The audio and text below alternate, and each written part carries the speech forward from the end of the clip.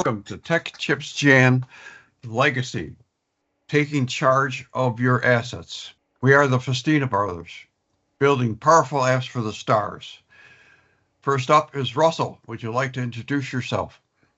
Yeah, hi, Russ Festino. I'm a software developer. Also, part-time, I do developer advocacy for Userware, which has some really great new products with Silverlight in the WebAssembly, and then also WPF, which is Windows Presentation Foundation, that you can actually create a web application or an iOS or Android application from. So exciting stuff there.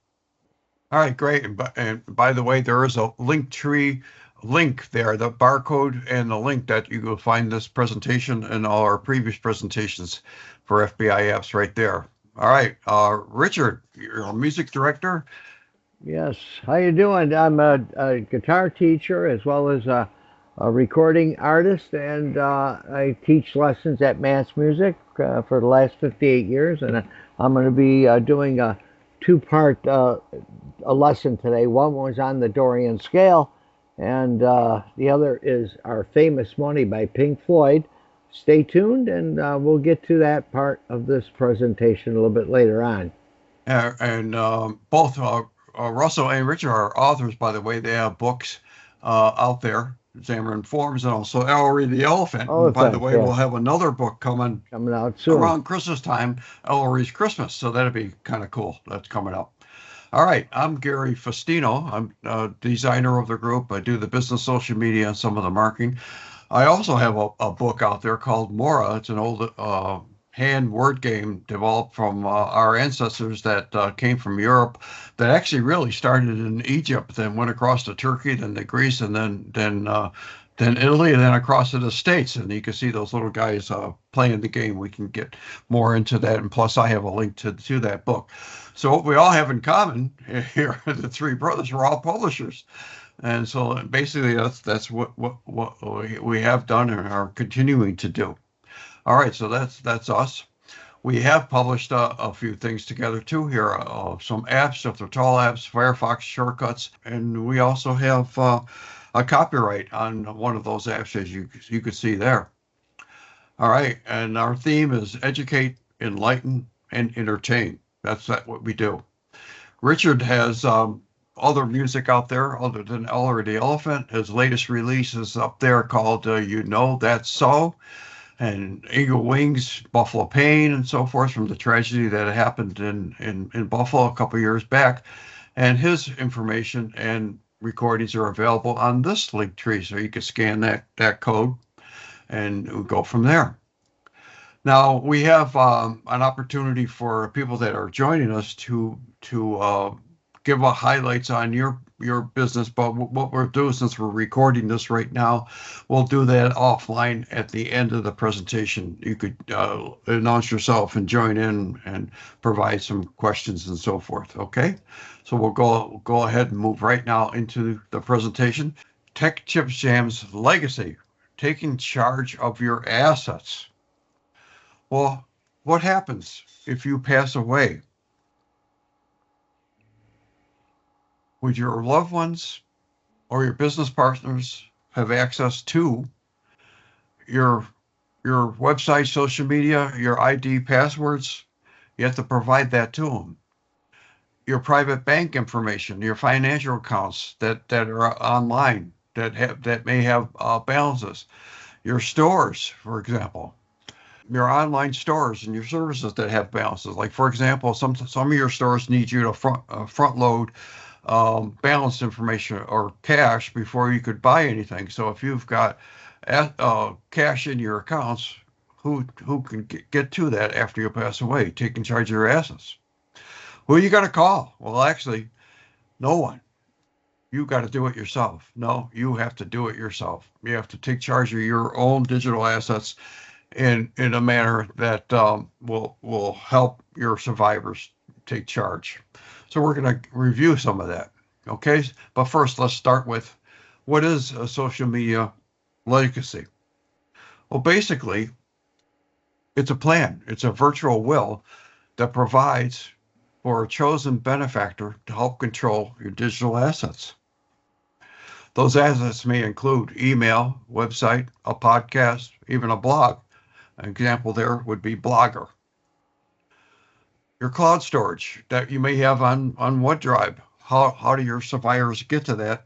Old pictures from graduations and confirmations and so forth. We just had I think confirmation, didn't we, Rich? One of your grandchildren just had that. Yeah. Right. And if you took pictures, you want to make those available to them years from now. All right, social media accounts like X, where you've uploaded all kinds of photographs and media. How do you take charge of that? Your streaming services like Spotify, for example. And then your purchases for iTunes. iTunes been around for what, 20, 25 years? The things that you originally purchased, initially you already paid for, but you'd like to provide them to your survivors. They might like your music. Maybe, right? Okay, some additional considerations. Account balances on your online stores, such as Etsy and Store Envy. We use Store Envy. Your online investments, your financial services, PayPal. For example, you may, if you have people paying you, transferring money to your account, you might have an account balance there that you would want your survivors to get a hold of. And then plus, of course, your cryptocurrency holdings such as NFTs, which we'll get into some more detail. So taking charge of your assets. There's really 6 basic steps that you could do. And we'll provide some examples to this. Well, number one, you research your accounts, digital legacy policies, and terms of use. You make a list of all your digital accounts like Facebook, Twitter, and so forth. You decide how to control your accounts. You determine your digital executor, who you want to be in charge after you die. You authorize that person to give them access to your digital estate plan, and you review this periodically. Maybe you'll want to change your executor periodically. Okay, how do you get it back from these trillion-dollar giants like Microsoft and Meta, Amazon, Apple, and Google, where all your assets are up there in the cloud? How do you get it back? Well, let's take some examples. Let's take Meta, for example, your Facebook account, which is a good example to start with. For example, you first of all, you tap on the account center, number one. Number two, you go to personal details. Number three, account ownership and control. Number four, memorization. You select your account. Number five, memorialize after death. Who's going to memorialize your assets after death? And then you give permission to save. Well, I did a little picture trail here coming up from Facebook. So here's what I mentioned. You go to your account center, number one. Then you click on account ownership and control there, number two. At that account center and control, you go to memorialization here, number three. And then number four, in the memorialization tab, you find your account that you want to memorialize. In this case, for my example, you select the account. In this case, it's me, Gary Festino, Facebook account. Then there, at memorialization, you select memorialize after death. And who I want to do that is my wife here, Patricia Festino. So she would have control of my assets, but you have to give her permission. So that's the next step. And the last step for Facebook is you give Patricia permission to have access to all your photographs and media and so forth that's on Facebook, and then you just save this process. So there's your little picture trail of those basic steps, those 6 basic steps for Facebook. Well, what about another account for Meta, like Instagram? Well, it's very similar. Unfortunately, they've kept the tabs very similar in naming. So you go to number one, you go to settings and activity. At settings and activity, you go to number two, account center. Then at account center, you go to here, number three, personal details. add personal details, you go to account ownership and control, and then which is number 5, and then number 6 here at account ownership and control, you select memorialization. Then number 7, at memorialization, you select the account that you want to memorialize, and there you see my little picture down there, my Facebook account. And then at that memorialization, number 8, you select memorialize after death, and the person that I want to memorialize my account or have control of those assets is Patricia Festino. She's my legacy contact. And then, of course, you give her permission to do that. So those are your steps with Instagram. And it's very similar to their other apps like WhatsApp and so forth. So at least they got a way to do it that's similar through all their applications, including Threads. All right, what about on the other side of the digital world? We've got X, which was owned by Elon Musk. Well, guess what? He doesn't offer a way to set up a digital contact. So what do you do? A legacy contact. So what do you do? So what I did is I went to their AI engine, which is Gork. Gork is made these suggestions for us. And by the way, Gork is a late 50s, I think it was either a TV show or movie, a sci-fi movie, that there was a character called Gork. So he took Gork and named his artificial intelligence Gork. So Gork suggests that you share your account details privately, that you document your wishes, and if you provided the two-factor authentication, the 2FA, you need also not only to share your passwords and ID, but you need to share that device, your iPhone or your iPad. So after they die, don't wipe clean those devices until you share the digital assets that you own. So that's important. And then of course, you could contact X support if you need some additional help. They take it one step further. Elon wants you to have more or less a paper trail. We're back to a paper trail. To memorialize a deceased partner's account, a family member must submit a request providing proof of death, an obituary or death certificate, and full name and username of the deceased. So that's one more step that doesn't happen with Meta accounts, for example. They also offer a help center where you could take how to access your X data and how to download your X archive. So they do have some other tools, but just not a direct way to offer a legacy contact. All right. What about PayPal? Well, guess what? PayPal was one of Elon Musk's original accounts. In fact, that's where he made his initial fortune, and then he sold it. But there is no way to do a legacy contact either in PayPal. But what they have is you could add a user. So number 1, you go to account settings. Number 2, under account settings, you go to number 2 there, manage users. And then I show you number 3 here is you add an extra user or another user to your PayPal account. And then after your death, your survivor, as long as they're listed as another user, could access any balance that you have in your PayPal account and transfer it the way they would see fit or the way that you'd want them to do. So that's your 1, 2, 3 there. So it's actually 3 simple steps, but not a direct legacy contact, but adding a user. All right. Okay, this leads us to blockchain, cryptocurrency. I'm going to stop sharing here and let Russell take control. He's going to give some information how to take charge of your assets, including NFTs and, for example, algo. So I'm going to stop sharing, and we'll let Russell share at this point. Okay, sounds good. Taking charge of assets. Now, this could be cryptocurrency. It could be NFTs. Anything on the blockchain is really what we're going to cover in this section.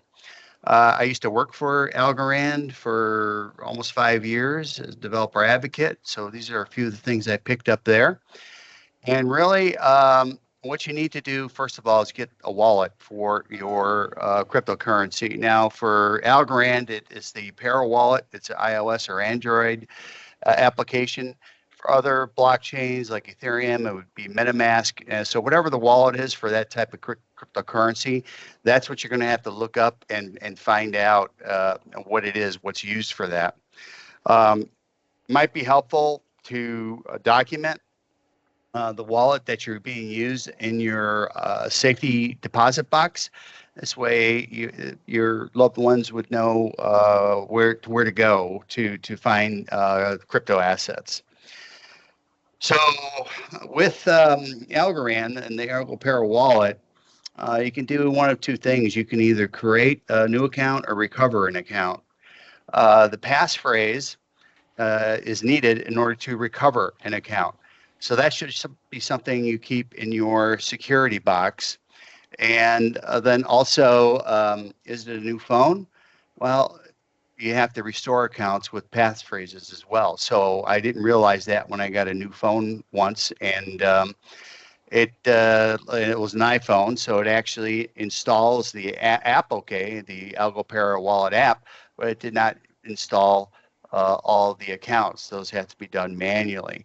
So anybody that has a new phone, you better look up your passphrases and restore your account because it may not be in there.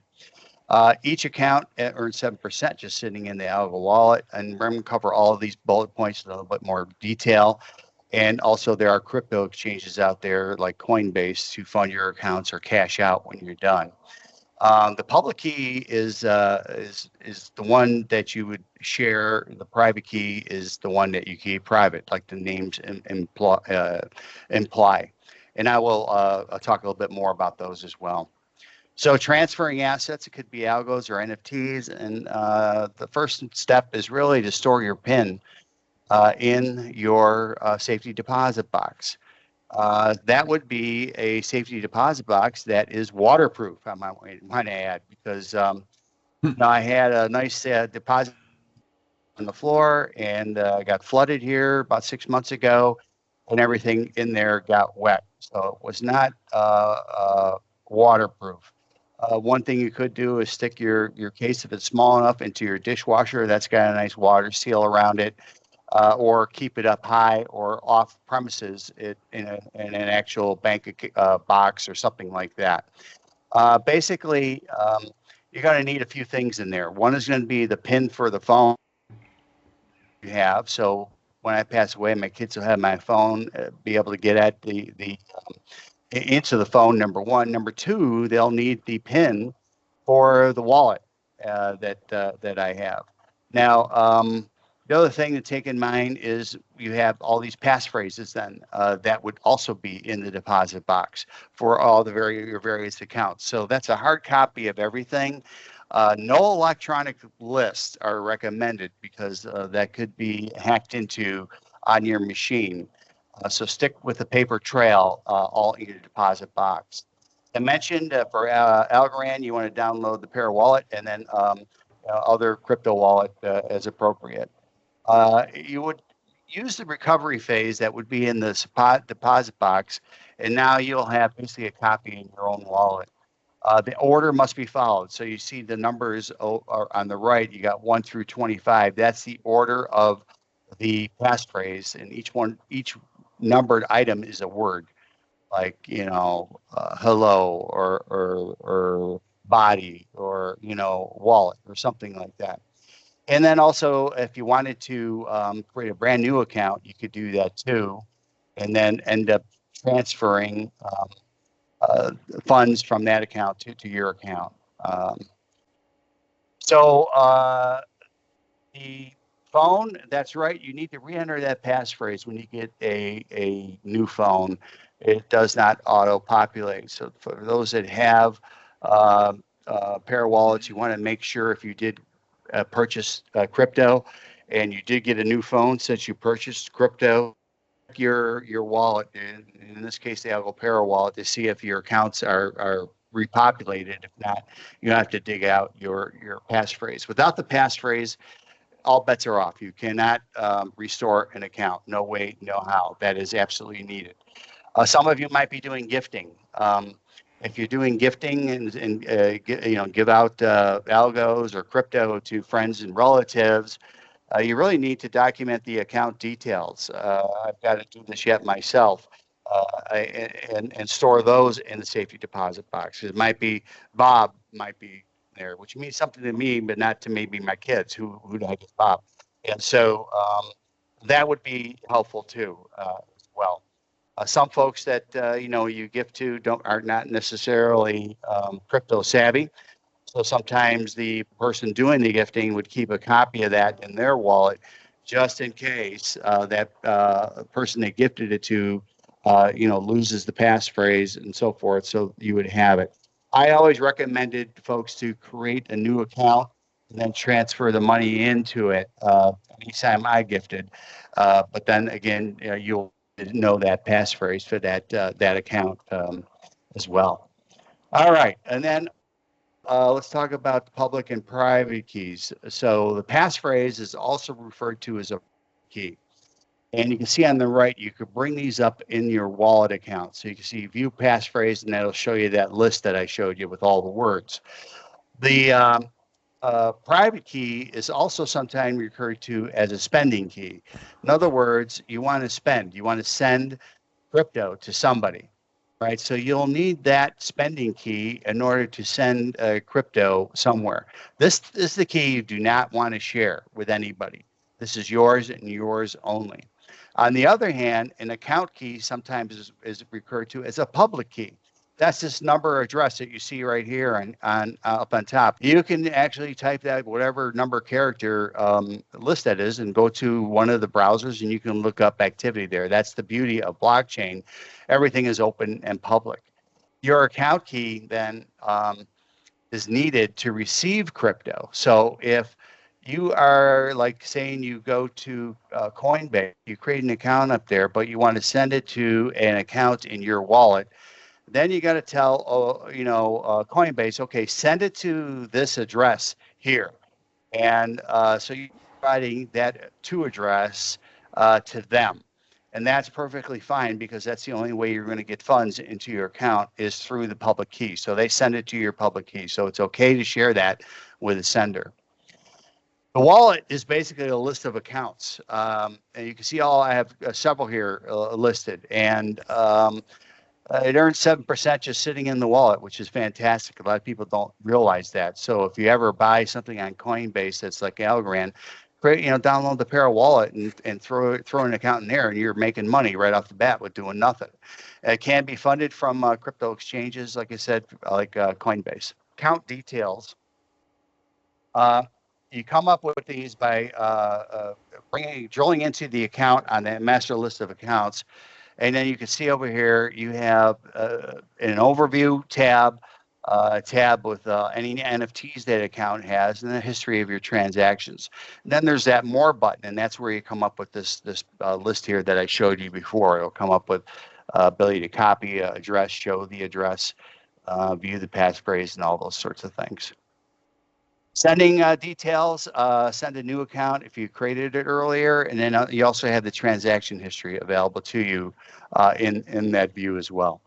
Finally, for developers out there, you can install AlgoKit, and this provides a blockchain explorer that you can bring up and view the blockchain with. And you would use your public key to navigate to your account on the blockchain. And this is an example of that particular key, what that looks like. So that's it for my demo on legacy planning. And Gary, I'll switch it back to you. So that was cryptocurrency legacy planning. Thank you very much, Russ. That's some very good information. And we provided some resources that you could contact. All right. Next, what about your, we mentioned your music and media, your app store purchases, your tunes in the library and subscriptions with, Apple Music, iTunes, podcast that you may have made 20 or so years ago, right? your Spotify, your playlists and things that you want to pass on to your kids. Other stores like Amazon Music, SoundCloud, YouTube, Pandora, they all have a way to you to get at your legacy. So you need to look what's available to you and how to go about it. But it should be very similar. Let's take, for example, Apple. Apple makes it easy for all their accounts. For example, iCloud, what's up there, storage in the cloud, your music, Apple Music, and of course iTunes. That how they started off in the music business.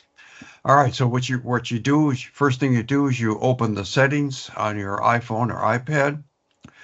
Then you tap on your name. Number 2, you sign in security. Then you go to number 3 there, legacy contact. And then you search for a contact to assign, and I'll get more into that. Select and continue to share, and that tab is called Access to Your Digital Legacy. And then you print or send a message with that information, and you have to update your birthday as needed. Gary, I got a question. Right. Does the person, the legacy contact, need to have an iPhone to restore it, or is it web-based? Do you know offhand? It's also web-based. Your settings on I should add their computer, iPhone or iPad. Correct. Okay. Yeah. Great. That's good. Okay, so the first thing you need to do even before you start all this is pick your ICE, ICE, your in case of emergency contact. That person needs to be in your Apple contact list. All right. And now I've made a little movie of the steps I just talked about. What you have here is your settings, right? And then you go to sign in and security.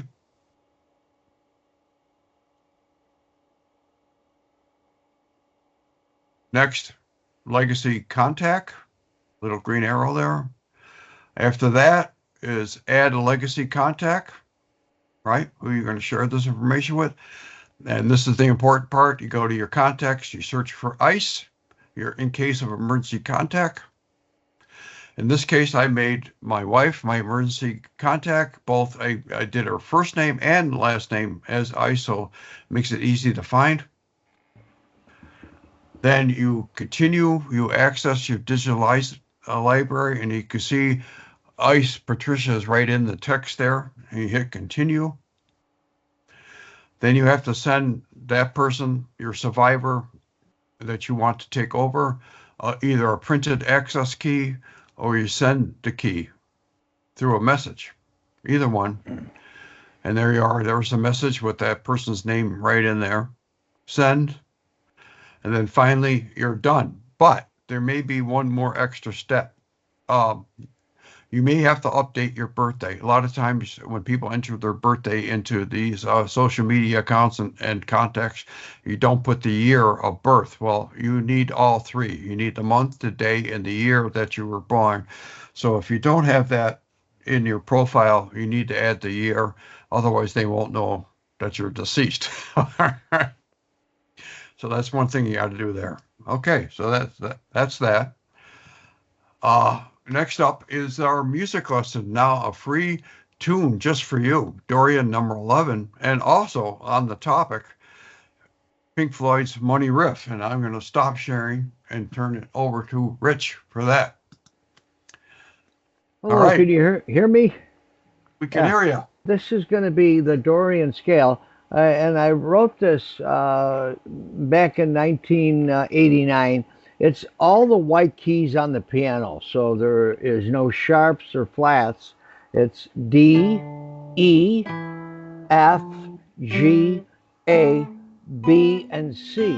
And I'm doing it in a movable position so you can move it any place on the guitar. On the 5th string, you go 5, 7, 8. On the 4th string, you go 5, 7, 9. And 5 on the 3rd string. The octave would be 7. So if you moved it down to the key of C, you'd have 3, 5, 7, 3, 5, 9, 3, and the last note would be the C octave. So I wrote a little piece many years ago. I just added cello and drums. I'll do a little bit of that because I want to get to the money riff. Everybody wants the money riff today. So check this out. This is really nice. It's called Dorian 11, Kimberly Along, based on the Dorian scale.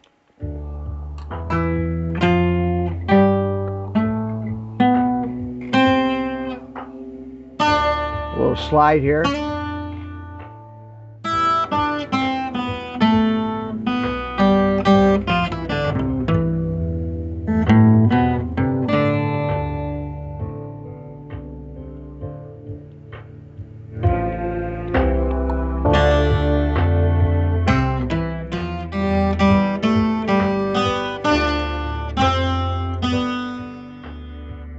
It repeats one line.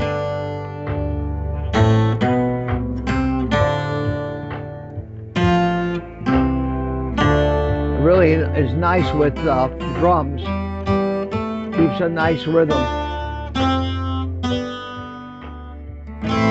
And part 3,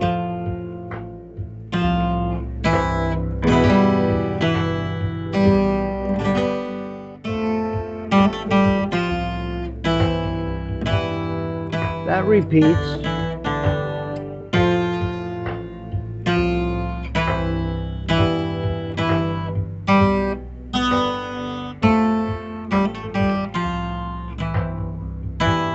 And the song will repeat, but I'm going to go right to the end because I want to get to the money riff with a D add 9 on the end. So how about that? Pretty cool. And it's a nice, slow, easy piece. It's reminds me of the days of Robin Hood when you had mandolins and ukes and things. So here is the best riff I think ever written for the bass guitar and guitar. It's the money riff. And in this money riff, we're going to have a little bit of a time signature change. There's 7 beats to a measure. It's hard to count because you got to count 4 and then 3, but it's a 7-minute or 7-beat measure. Here's the riff.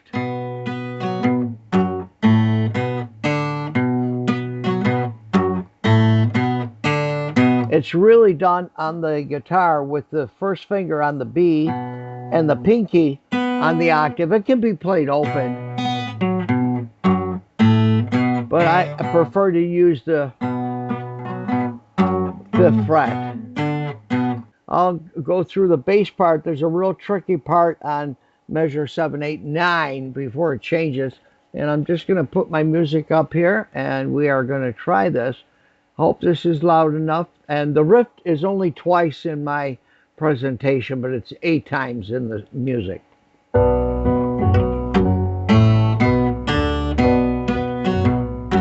I'll do a little melody. Money, you gotta get away. You got a good job with more pay and you're okay. Honey, it's a gas. Grab that cash with both hands and make a stash.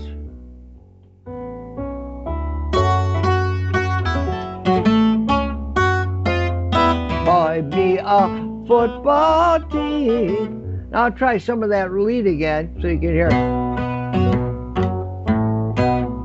And it continues with that riff. There's a tricky measure coming in here.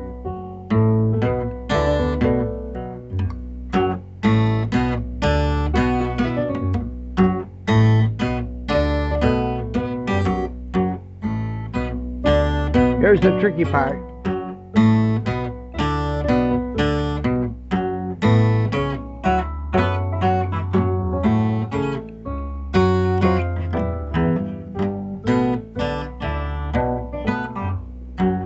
And it goes one more verse, and the guitar is really doing these short B minors on the chord, or here. And that's your money today, baby. And there it is again.